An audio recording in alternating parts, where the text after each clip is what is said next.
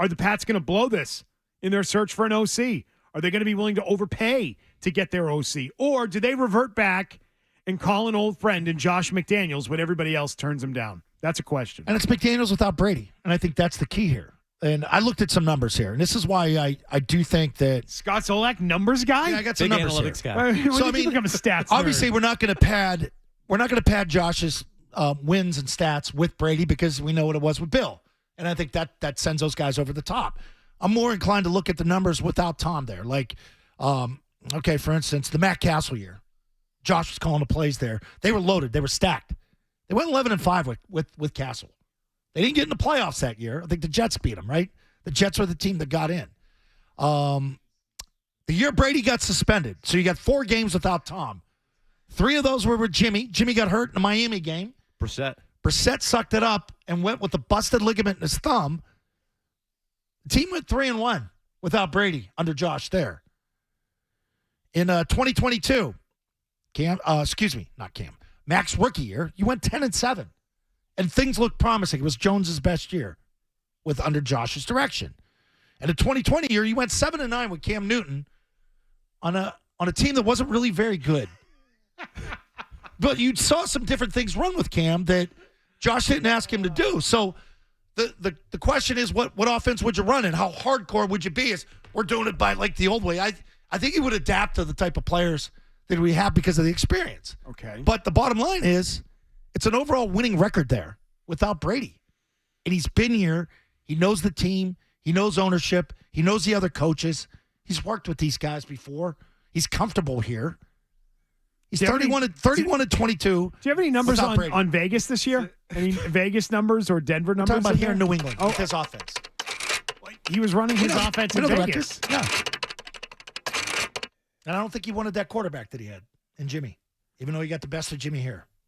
Because he had better players probably, better offensive line.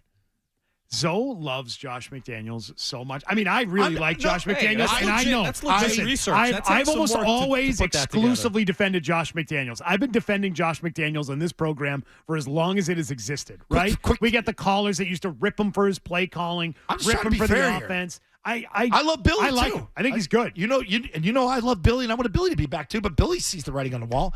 So I look at this as like they're in major trouble.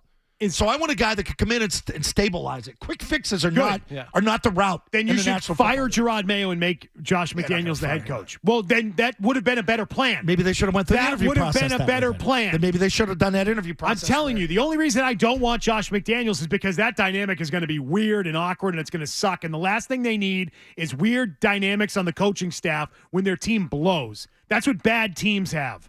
They have weird setups, coaches that don't get along, different sides of the ball that feud with each other. That already started this past season. It's bad for business. It's bad for your football team.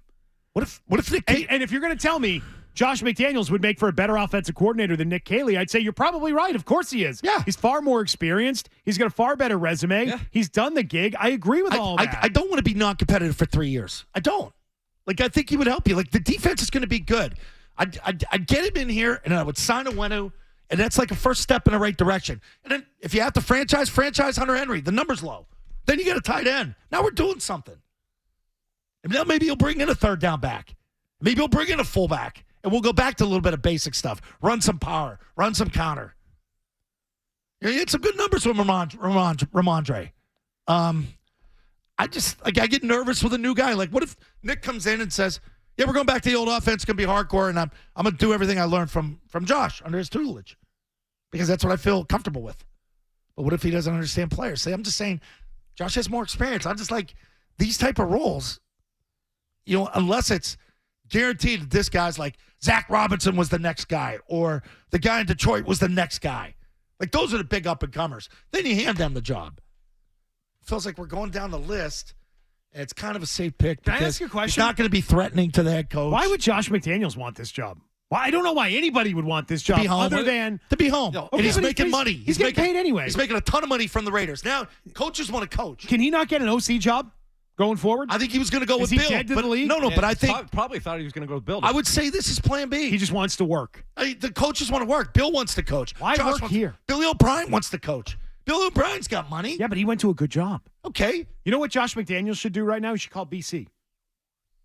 Maybe he doesn't like the collegiate level. I don't know. That's what he should do, though. You want to coach? I think he's a pro offensive coordinator.